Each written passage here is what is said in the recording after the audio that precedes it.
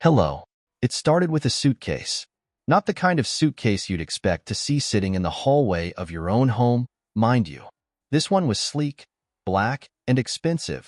Definitely not the faded blue roller bag my wife, Mary, usually took on her work trips.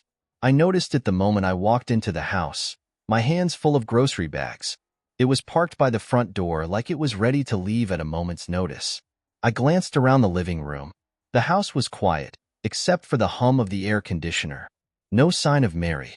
I called out, "Mary? You here?" Her reply came a second later, floating down from the bedroom upstairs. "Be right down, James." There was a cheerful edge to her voice, but something about it made my stomach twist. I set the groceries on the counter and went back to the suitcase, giving it a closer look. It was definitely new, the kind you'd see in a fancy department store, but what really caught my attention was the airline tag still attached to the handle. LAX to Denver. That stopped me cold. Mary was supposed to be at a real estate conference in Houston last week, not Denver, and she certainly hadn't mentioned flying through Los Angeles to get there. I straightened up as I heard her footsteps coming down the stairs. Mary appeared, dressed casually in jeans and a green blouse, her auburn hair pulled into a ponytail. She smiled at me, that familiar warm smile that had once been enough to erase all my worries. "Hey, you're home early," she said, her tone light and easy. I nodded, forcing a casual expression. "Yeah, I thought I'd pick up groceries before the store got crowded. Didn't expect to find you home. You said you had a meeting today, didn't you?" "Oh, it got canceled," she replied quickly. Too quickly. I figured I'd just spend the afternoon catching up on some work here instead. Her eyes flicked to the suitcase for a fraction of a second before snapping back to me. She didn't say anything about it, didn't offer an explanation, or even acknowledge its presence. That was the first red flag. "New suitcase?" I asked, keeping my tone neutral.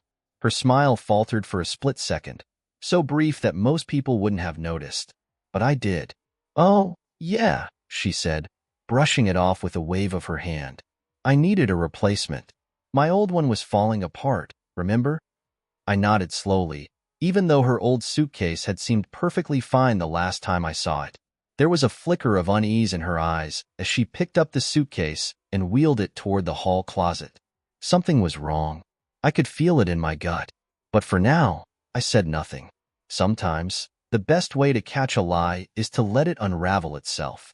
Mary wheeled the suitcase into the hall closet, not saying much more as I busied myself putting away the groceries. My mind was racing, though I made sure my hands didn't fumble with the bags. Something about her felt off. Not just the suitcase or the strange airline tag, but the way she moved, the way she carefully avoided standing still for too long. She seemed restless. I decided to test the waters. "So, how was Houston last week?" I asked over my shoulder, unpacking a carton of eggs into the fridge. "Oh, it was fine," she replied from the hallway.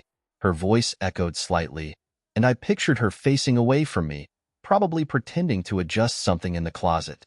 "Same as usual, you know. Lots of seminars, networking, all that. What hotel did they put you in this time?"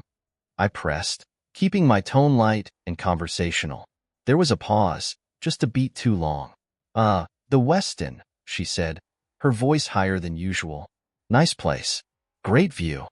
I closed the fridge door a little harder than I meant to. The Westin. I remembered Mary telling me about her usual hotel for these conferences, an older, boutique place downtown. She'd even joked once about how it always smelled faintly of mildew but had great coffee in the lobby. Why would they move the conference to a Westin now? "That sounds nice," I said casually, pretending not to notice her hesitation. "Yeah," she answered quickly. "It was. Anyway, what did you get from the store? Anything good?" She stepped back into the kitchen then, smiling too brightly, and I felt my jaw tighten. She was trying to change the subject. I handed her a loaf of bread and watched as she stuffed it into the pantry without even glancing at the label. Mary was always particular about food, checking expiration dates and inspecting brands. But now, she didn't seem to care. That suitcase was practically burning a hole in my mind, but I forced myself to stay calm. Maybe I was overthinking this.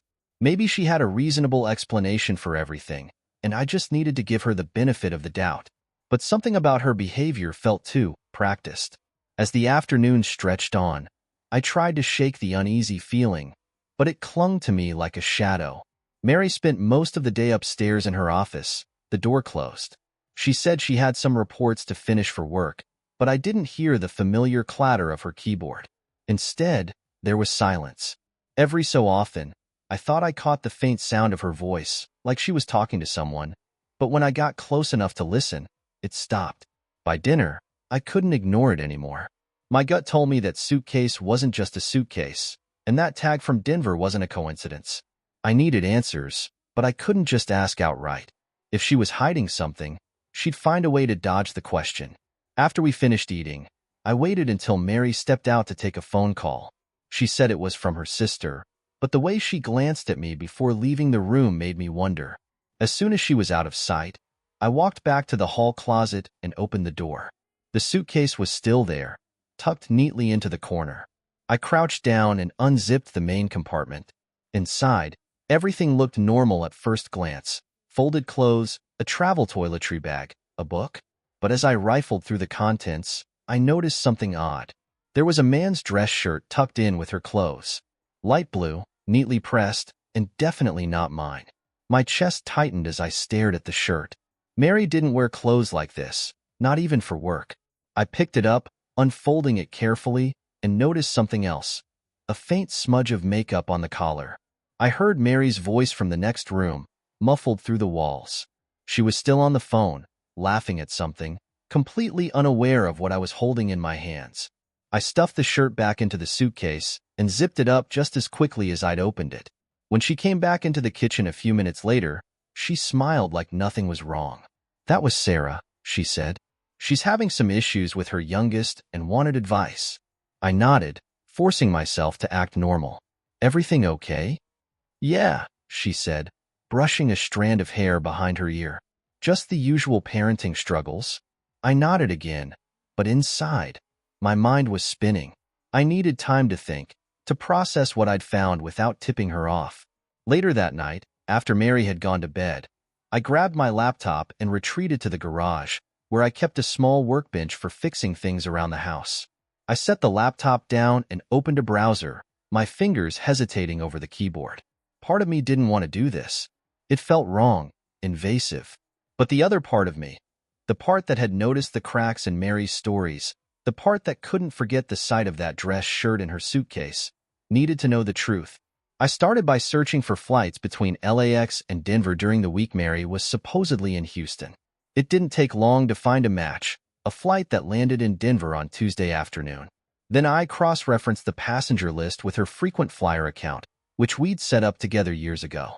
Sure enough, there it was, Mary's name, listed as a passenger on that flight. My heart pounded in my chest as I stared at the screen. It was real. She'd lied about where she was. The next step was harder. I didn't want to believe she'd been with someone else, but the evidence was piling up. I searched for hotels in Denver, checking for any record of her name or credit card being used. Finally, after an hour of digging, I found what I was looking for: a reservation under her name at a boutique hotel downtown. It wasn't just a one-night stay. She'd been there for 3 days. I closed the laptop, my hands trembling. I sat there in the dim light of the garage, the weight of everything crashing down on me. Mary, the woman I'd loved and trusted for so many years, had been living a double life. But I couldn't confront her yet. Not until I had the full story. The morning after I found out about the hotel, I barely slept.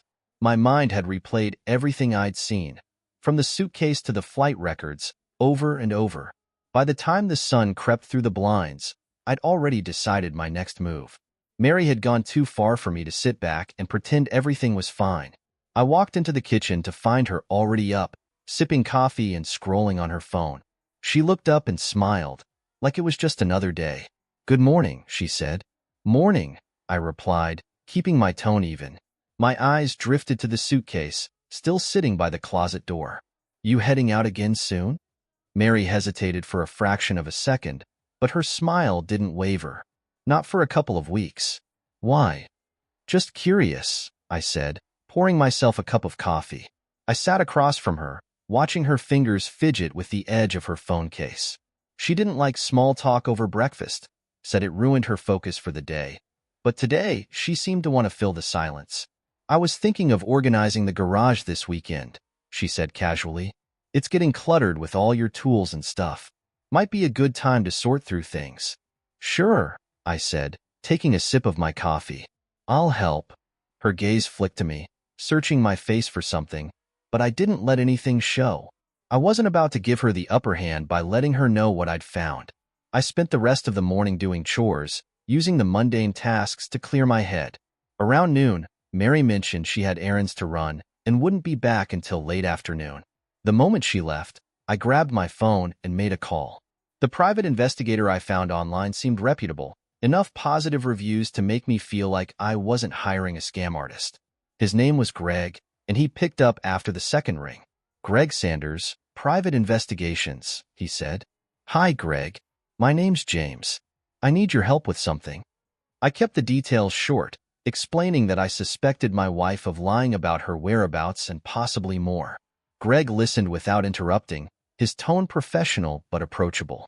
All right, James, he said after I finished. This is pretty common, unfortunately. What exactly are you looking for?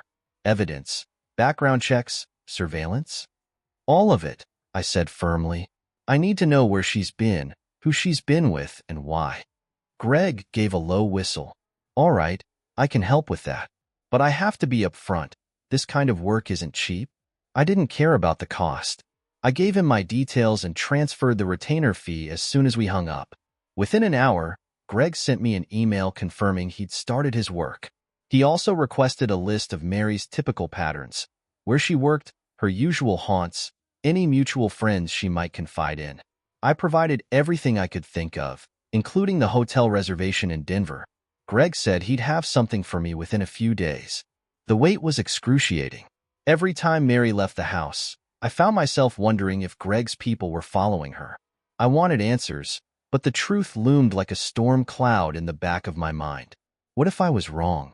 What if there was an explanation I hadn't considered? By the third day, Greg called with an update. James, I've got something you need to see, he said. His voice was calm, but there was an edge to it that made my chest tighten. We met at his office that evening. It was a small, no-nonsense space in a strip mall, with a desk cluttered with files and a coffee maker in the corner. Greg handed me a folder as I sat across from him. Take a look, he said. Inside the folder were photos. My hands trembled as I flipped through them. The first few showed Mary walking into what looked like a restaurant, laughing with a man I didn't recognize. The next set was worse. Her and the same man leaving the restaurant together, his hand on her lower back. She met him 3 times in the past week, Greg said. 2 dinners, 1 coffee shop meeting. They seemed close. I stared at the photos, my mind going blank. Do you know who he is? Not yet, Greg said, but I'm working on it. I've got a couple of people digging into his background. Shouldn't take long. I nodded, my throat too tight to speak. The man looked younger than me, maybe mid-30s, with sharp features and a confident air. He wasn't wearing a wedding ring. Greg cleared his throat. There's one more thing. He handed me a small USB drive. This is from a surveillance camera at the Denver hotel. I got it through a friend. Take a look when you're ready. I took the drive with shaking hands. Thanks, I managed to say. Greg nodded. James, I know this isn't easy, but you're doing the right thing. If she's hiding something, better to know now than later. I left his office feeling numb. At home, I waited until Mary was asleep before plugging the USB into my laptop. The footage was grainy, black and white, but there was no mistaking her face. Mary walked into the hotel lobby, hand in hand with the same man from the photos. They stopped at the check-in desk briefly before heading toward the elevators. My stomach twisted as I watched the timestamp. They'd arrived late in the evening and didn't leave until the following morning. I closed the laptop and sat back, the enormity of it all sinking in. This wasn't just a misunderstanding or a coincidence. Mary had lied to me, traveled across the country, and spent the night with someone else. When I finally went to bed, I couldn't bring myself to lie next to her. Instead, I grabbed a blanket and slept on the couch, staring at the ceiling until dawn. The next morning, I woke up with a clarity I hadn't felt in days. I needed to confront her, and I wasn't going to let her dodge the truth this time. When Mary came downstairs, still in her pajamas, she froze at the sight of me sitting at the kitchen table, the photos and the USB drive laid out in front of me. "James," she said, her voice cracking. "What's going on?" I looked up at her, my expression hard. "You tell me, Mary." She stood there frozen, her eyes darting between the photos and the USB drive on the table. For the first time in years, Mary looked like she didn't know what to say. Her hands tightened into fists at her sides, and she took a step closer, trying to keep her voice steady. "James, what is this?" she asked, her tone laced with forced confusion. "You know exactly what this is," I said, keeping my voice level, though my pulse was hammering in my ears. I picked up one of the photos and slid it across the table toward her. "Who is he, Mary?" Her lips parted as if she was about to answer, but then she clamped them shut. She glanced at the photo, then back at me, her face pale. "Where did you get this?" "That doesn't matter," I replied. "What matters is the fact that I've been lied to. You weren't in Houston last week, were you?" She opened her mouth, then closed it again, her eyes flickering with panic. "James, you're jumping to conclusions. This isn't what it looks like." "Don't," I cut her off sharply, my voice rising for the first time. "Don't you dare try to spin this. I've seen enough to know exactly what it looks like." She stared at me, her face a mix of fear and defiance. "You've been spying on me?" "I've been looking for the truth," I shot back. "Something you clearly couldn't give me yourself." Mary crossed her arms over her chest, trying to regain her composure. "James, I don't know what you think is going on, but you're blowing this way out of proportion. That man, he's a colleague. We were discussing work." "Work?" I interrupted, slamming my hand on the table. "You expect me to believe you flew to Denver, lied about where you were, spent the night in a hotel with him, and it was all about work? Is that the best excuse you can come up with?" Her face flushed, and she took a step back. "I don't have to stand here and be accused of something I didn't do," she said, her voice shaking. "Then leave," I said coldly. "But if you walk out of this house without telling me the truth, don't bother coming back." That stopped her in her tracks. She looked at me, her eyes wide, as if she couldn't believe I'd said it. For a long moment, we just stared at each other, the tension so thick it felt suffocating. Finally, she let out a shaky breath and sank into the chair across from me. "James, please," she said softly. "Can we talk about this without yelling?" I didn't respond. I folded my arms and waited, giving her the space to dig herself out of this. She hesitated, her hands trembling as she fidgeted with the hem of her shirt. "His name is Kyle," she said finally, her voice barely above a whisper. "He's someone I reconnected with." "Reconnected?" I repeated, my voice low. Mary nodded, staring down at her hands. "We knew each other years ago, before you and I got together.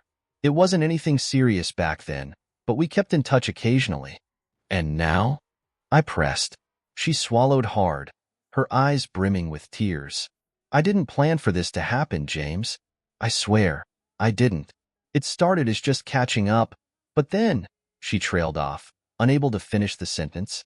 "But then you decided to meet him in Denver," I finished for her, my tone bitter. "You lied to me, to my face, and you slept with him." She flinched at the words but didn't deny them. That silence spoke louder than anything she could have said. "Why?" I asked, my voice breaking. "After everything we've been through, after everything we've built, why would you do this?" Mary wiped at her eyes, shaking her head. "I don't know," she whispered. "I was feeling lost, I guess. You've been so busy with work, and I just—" "Don't you dare try to blame this on me," I snapped. "I've worked hard for us, for this house, for our life together.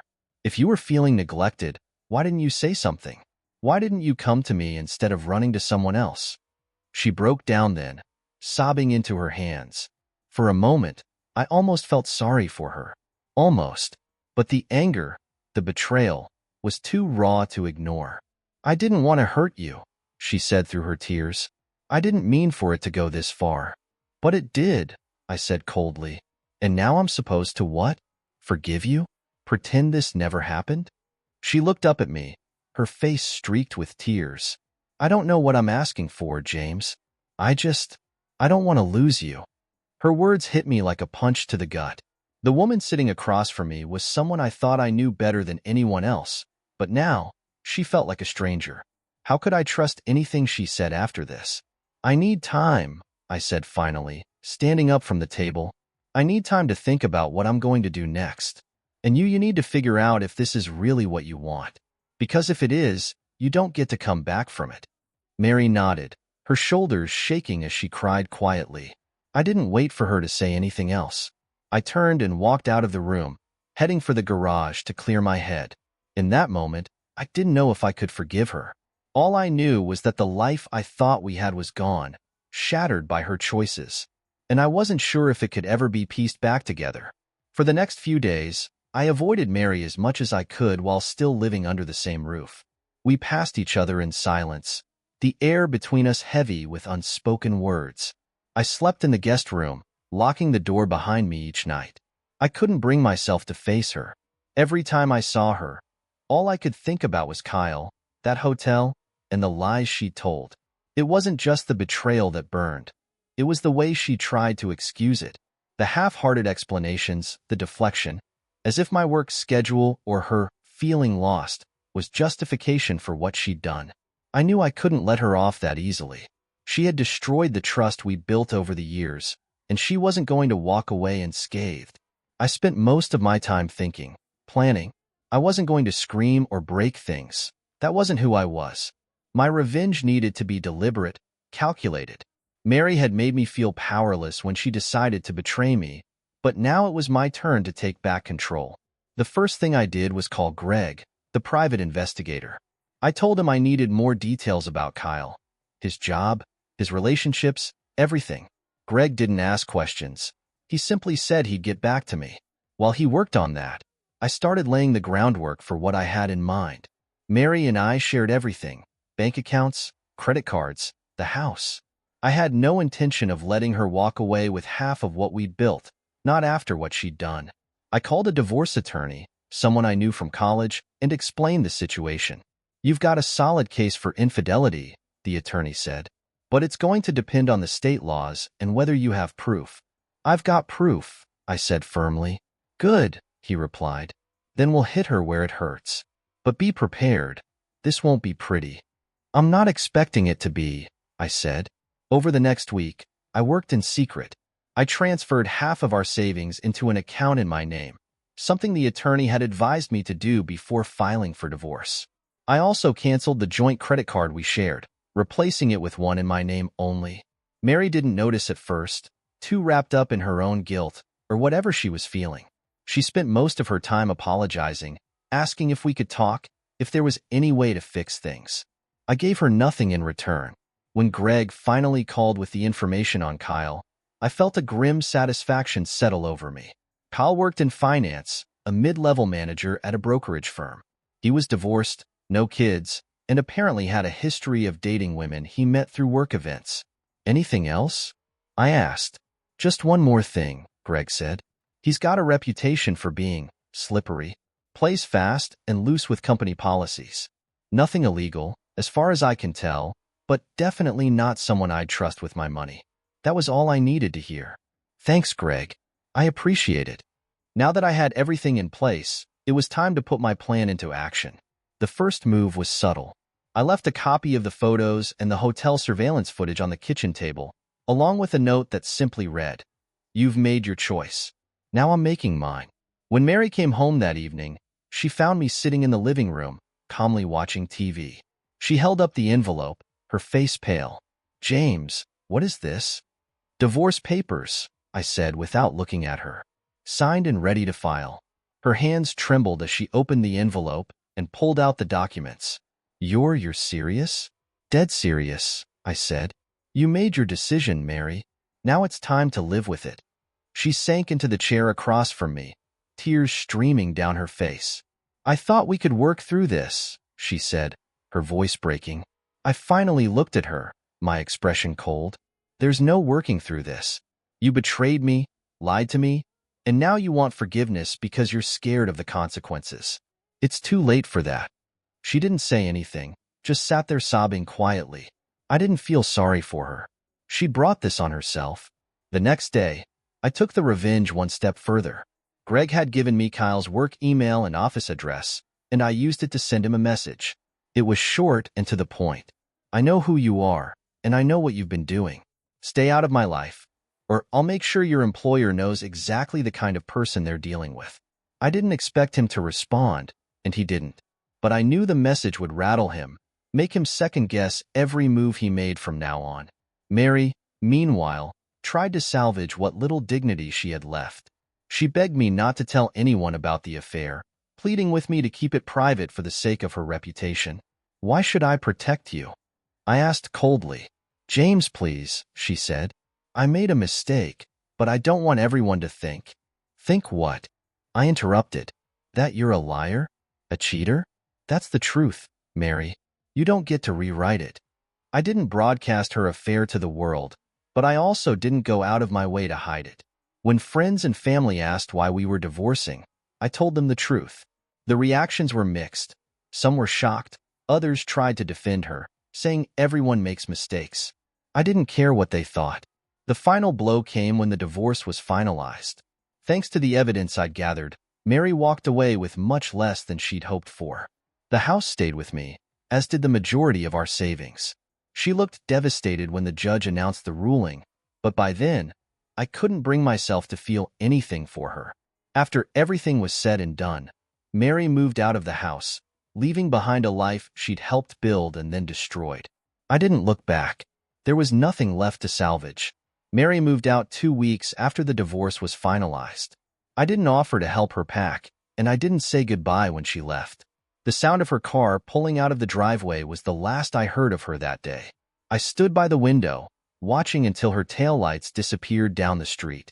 The house felt quiet, almost unnervingly so, but I preferred the silence to the tension that had filled the air for weeks. I spent the first few days trying to adjust to life on my own again. It was strange at first, but there was a certain freedom in it too. I made it a point to keep myself busy. I cleared out the garage like I'd been meaning to, organizing tools and tossing out things I didn't need. I repainted the guest room, which had always felt dull to me. It wasn't just about staying occupied. It was about reclaiming my space, piece by piece. Despite everything, I hadn't heard a word from Kyle. I doubted I ever would. The message I sent through Greg had likely done its job, making him think twice about involving himself further in my life. Mary, on the other hand, had tried reaching out a few times since moving out. The first text came a week after she left. It was short and hesitant. James, I know I'm the last person you want to hear from, but I wanted to check in. I hope you're okay. I stared at the message for a long time before deleting it. She didn't deserve a response. A week later, another message came through. I've been thinking a lot about everything that happened. I know I hurt you, and I don't expect you to forgive me, but I hope we can at least talk someday. I deleted that one too. The third message was different. There was no pretense of reconciliation, no offer to talk, just a single sentence. You didn't have to ruin my life. I didn't bother deleting it. I let it sit there, unread, a reminder that actions have consequences. Life went on. Work kept me grounded, and I threw myself into projects that I'd neglected during the chaos of the past few months. My coworkers noticed a change in me, not just the fact that I was single, but something deeper. I was more focused, more driven. I wasn't sure if it was anger or determination, but whatever it was, I embraced it. Eventually, the questions started coming from friends and family. Some were blunt, wanting to know every detail about the divorce. Others were more cautious, tiptoeing around the subject but still curious. I told the truth when I felt like it and kept things vague when I didn't. The only people I opened up to completely were my parents. They were devastated when they found out what Mary had done, but their support never wavered. My dad, who had always been a man of few words, surprised me with a rare moment of emotion. "You did the right thing, son," he said one evening over dinner. "Walking away isn't easy, but sometimes it's the only choice." I nodded, grateful for his words. It wasn't easy, but it was necessary. A few months later, I heard through mutual friends that Mary was struggling. Kyle had apparently lost interest after the divorce was finalized, and whatever relationship they had fell apart quickly. She'd moved into a small apartment on the other side of town and was trying to piece her life back together. Hearing about her didn't bring me the satisfaction I thought it would. If anything, it left me feeling nothing. I'd spent so much time being angry, so much energy focusing on what she'd done, that by the time the dust settled, I didn't have the capacity to feel anything for her anymore. The turning point came when I found myself at a coffee shop one Saturday morning. I'd gone there to read, but my thoughts kept drifting. Sitting there, surrounded by strangers, I realized something. I didn't miss her. Not the way I thought I would. What I missed was the idea of what we had. The partnership, the shared goals, the belief that we were building a life together. But that idea had been shattered long before I filed for divorce. The Mary I'd loved wasn't the Mary who had lied to me, cheated on me, and betrayed everything we'd built. From that moment on, I stopped looking back. I started saying yes to things I'd been putting off, dinner with friends, hiking trips, even a weekend road trip on my own. I reconnected with old hobbies, things I'd let fall by the wayside during my marriage. It wasn't about finding myself, or any of that nonsense people talk about after a breakup. It was about moving forward, plain and simple. Months turned into a year, and by then, Mary was little more than a shadow in my past. I never heard from her again, and I didn't care to. My life wasn't perfect. There were still moments of doubt, times when the loneliness crept in, but it was mine. Looking back, I realized something important. Mary's betrayal had been a wake-up call, not just about her but about myself. I'd spent so much time trying to be the perfect husband, the provider, the problem solver, that I'd lost sight of what I needed in a relationship. Trust, respect, honesty. Those weren't just nice-to-haves. They were non-negotiable. The experience didn't make me bitter. If anything, it made me more determined to live on my own terms, to never settle for less than I deserved. Mary had taken enough from me. She didn't get to take my future too. As I sat in my backyard one evening, watching the sun dip below the horizon, I felt something I hadn't felt in a long time: peace. I didn't know what the future held, but for the first time in years, I was okay with that. The past was behind me, and I had no intention of looking back. The rest would take care of itself. Thanks for watching. Rate the story in the comments. Subscribe to the channel. Bye-bye.